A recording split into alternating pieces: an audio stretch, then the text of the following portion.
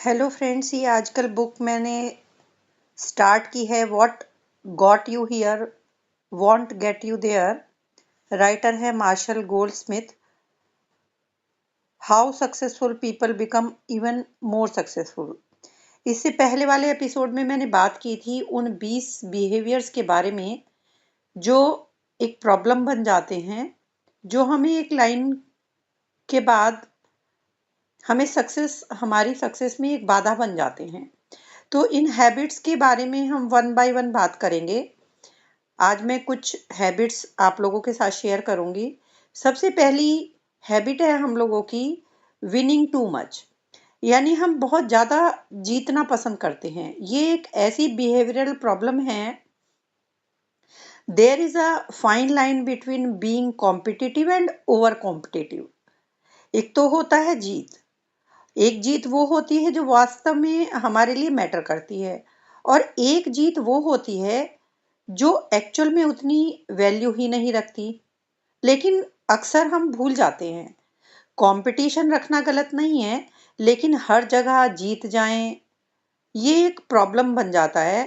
हर बात पर बहस करें सिर्फ इसलिए कि हमारी बात हर कोई मान ले। किसी को गलत साबित करते रहें अपने आप को सही दिखाने के लिए। लोगों को इग्नोर करें ताकि उन लोगों की इम्पोर्टेंस ही ना हो या वो धीरे धीरे मिट जाएं। किसी सूचना को अपने पास रखें ताकि खुद को दूसरों से ज़्यादा सुपीरियर दिखा सकें, या इस तरह की कोई भी चीज़ जो हमें अच्छा साबित कर सके। और हाँ, ये सब हम क्यों करते हैं? विनिंग के लिए, जीत पाने के लिए। ये एक बिहेवियरल प्रॉब्लम है। जीत के साथ ऑब्सेशन, चाहे जितना ज़रूरी है तो भी, जीतना ज़रूरी नहीं है तो भी, यानी हर हालत में हम जीतना चाहते हैं।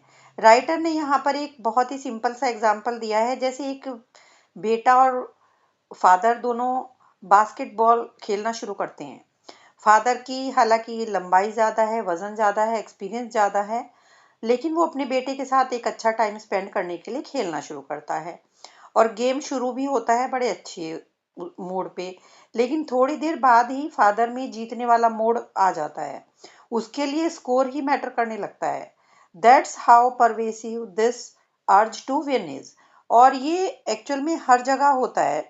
राइटर ने एक सर्वे किया था इस पॉइंट को प्रूव करने के लिए। उन्होंने कुछ कपल्स लिए, उनमें उनको एक डिनर डेट पे भेजना था।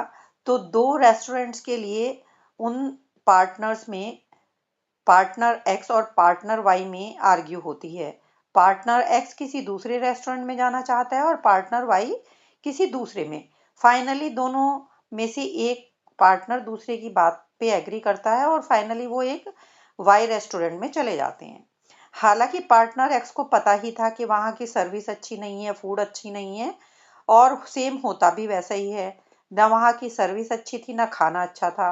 अब उस पार्टनर के पास दो ऑप्शन थे।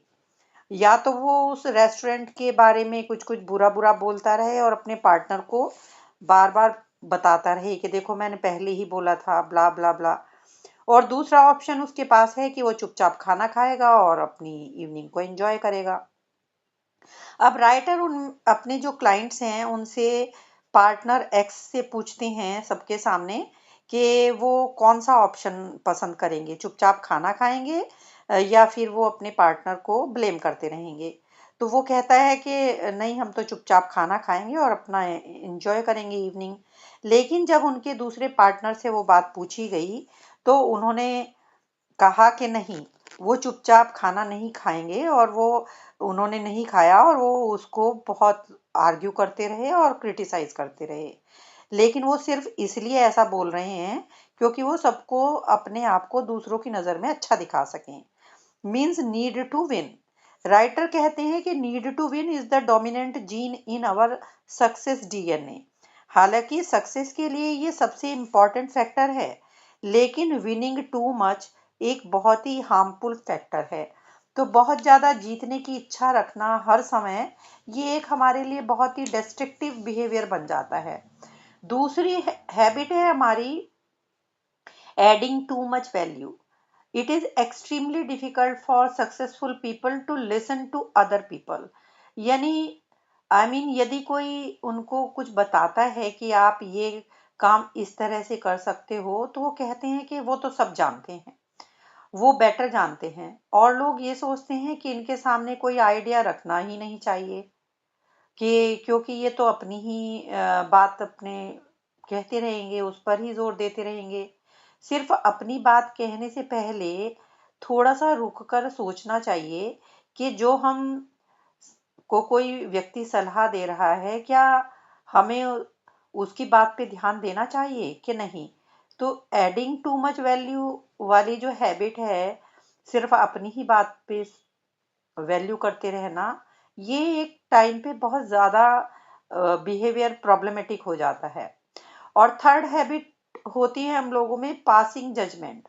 यदि किसी व्यक्ति की ओपिनियन पर कोई जजमेंट पास करते हैं, तो वो व्यक्ति फ्यूचर में बहुत हिचकता है, हेजिटेंट हो जाता है। यानी वो आपको अपनी राय देते हुए डरेगा और थोड़ा डिफेंसिव भी हो जाएगा, यानी अपना बचाव करेगा। जजमेंट पास करना rather than just accepting without comment, ये एक ऐसी गलत आदत है जो लोगों को आपसे दूर कर देती है। जो लोग जजमेंट पास करते हैं, कमेंट पास करते हैं, ऐसे लोगों की हेल्प करते हुए लोग डरते हैं। How do we stop passing judgement, especially when people are honestly trying to help. लोग हमें मदद करने के लिए हमारे पास आते हैं, कोई अपना सलाह लेके, तो हम उनको कोई भी ऐसा सरकास्टिक कमेंट कह के रोक देते हैं। क्योंकि जैसे कोई डॉक्टर के पास अपना टूटा हुआ पैर लेकर जाता है, तो डॉक्टर ये जजमेंट पास नहीं करता कि पैर कैसे टूटा, या पैर टूट जाना कोई क्राइम है, या क्या कारण था, किस तरह से ये टूटा, सीढ़ी से टूटा या कार से टक्कर होके टूटा। सिर्फ उसका ध्यान होता है कि वो टूटे हुए पैर को ठीक करना चाहता है। कोई अच्छा है या बुरा है, हमें जज करने का एटीट्यूड हम में नहीं होना चाहिए, जैसे कि डॉक्टर का होता है। न्यूट्रल लोग होना चाहिए कि यदि आपकी लोग हेल्प करना चाहते हैं, तो आप कोई कमेंट दिए बिना उसकी बात सुने और अपने विचारों को अपने अंदर ही रखकर उस व्यक्ति को सिर्फ थैंक यू बोल दें। और आप ये ट्राई करेंगे कुछ दिनों, तो इस तरह से आर्ग्यूमेंट करना लोगों से कम हो जाएगा और इससे तीन चीजें अच्छी होंगी। न्यूट्रल रिस्पॉन्स के बारे में सोचना ही नहीं पड़ता।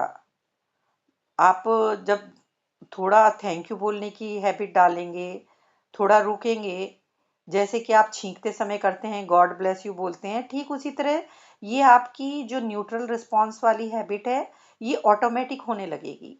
और बेकार की बहस में जो हमारा समय खराब होता था, वो भी बचेगा, कोई बहस होगी ही नहीं।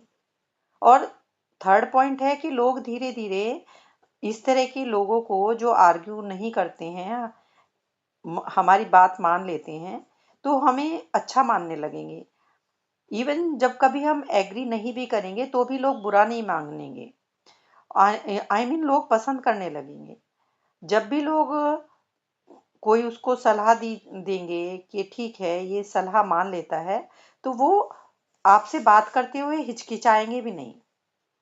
फोर्थ हैबिट होती है हमारी डिस्ट्रक्टिव कमेंट करने की। डिस्ट्रक्टिव कमेंट यानी ऐसे सरकास्टिक रिमार्क्स जो चाहे जानबूझकर करें या अनजाने में, ये लोगों को हर्ट कर देते हैं, लोगों को पेन देते हैं, चाहे वो किसी के लुक्स के बारे में हो या उसके टैलेंट के बारे में हो।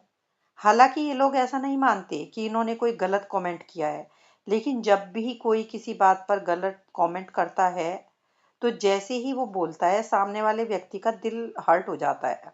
It's very hard to undo.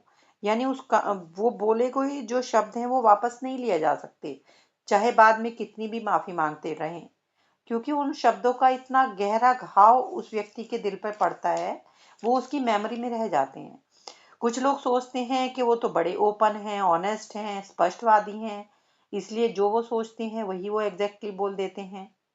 चलिए मान भी लेते हैं कि उनकी बात सही थी, लेकिन क्या वो वर्थ इट है? क्या उनको इस तरह से बोलना चाहिए? सफेद झूठ भी नहीं बोल सकते। जैसे फॉर एग्जाम्पल, यदि किसी का ने बाल किसी के बहुत अच्छे से नहीं कटे हुए हैं, तो आप ये ऐसे नहीं बोल सकते हैं कि कैसे बाल कटाए हैं, पता है, ठीक है। आप उसे कॉम्प्लीमेंट नहीं दे सकते, लेकिन ये कहना कि ये तो बहुत गंदे लग रहे हैं, इट लुक्स रिडिकुलस, ये भी अच्छा नहीं है। हालांकि यदि आपका कोई बॉस है और आप उसके अंदर कोई चीज ऐसी देखते भी हैं, तब वहां पर ऐसा नहीं बोलते हैं। We know the difference between honesty and full disclosure.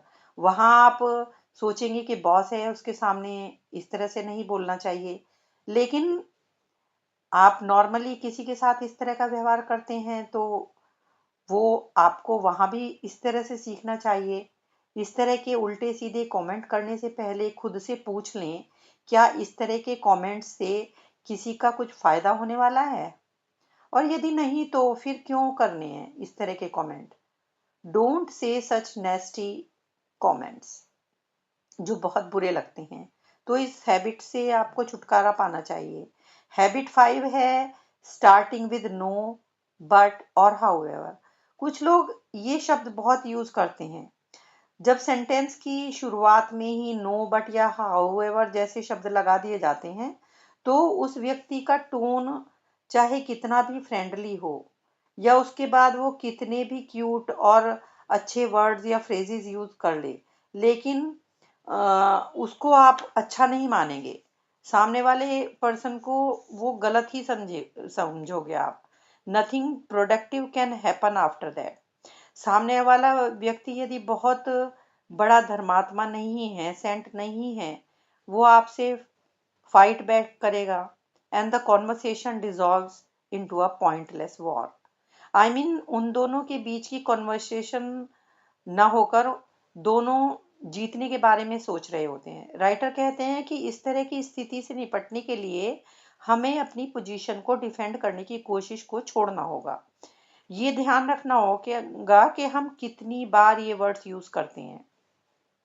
जैसे हम कोई भी बात शुरू करते हैं, उसमें बट, नो या हाउएवर लगाते हैं, तो अपने आप को हमें एग्रीमेंट वाले जेस्चर के लिए, वर्ड्स के लिए तैयार करना चाहिए। फॉर एग्जाम्पल, आपको कोई बात सही नहीं भी लग रही है, फिर भी आप उस समय मान लें दैट्स ट्रू। खुद को तैयार रखें कि सामने वाला जो है आपकी बात काटेगा ही। राइटर कहते हैं कि उन्होंने इस गलत आदत को रोकने के लिए एक स्ट्रेटेजी अपनाई। उन्होंने खुद पे फाइन लगाना शुरू कर दिया कि यदि मैं कभी भी नो, बट या हाउएवर का यूज करूंगा, तो मैं सामने वाले को $100 दूंगा। तो इस तरह से उन्होंने अपने उन शब्दों का यूज करना कम कर दिया। लेकिन ये जो फाइन देने वाला रूल है, ये आप इन शब्दों को कम करने की कोशिश वैसे भी कर सकते हैं, क्योंकि ये जो वर्ड्स हैं नो, बट वगैरह, ये हमारे कॉन्वर्सेशन में बहुत ज़्यादा एंटर कर गए हैं। चाहे डिस्कशन मामूली ही क्यों ना हो, हम इनको बहुत ज़्यादा यूज़ करने लगे हैं। तो इन शब्दों का यूज़ थोड़ा कम करना चाहिए, ताकि हमारा जो कॉन्वर्सेशन है किसी के साथ पॉजिटिव रह सके।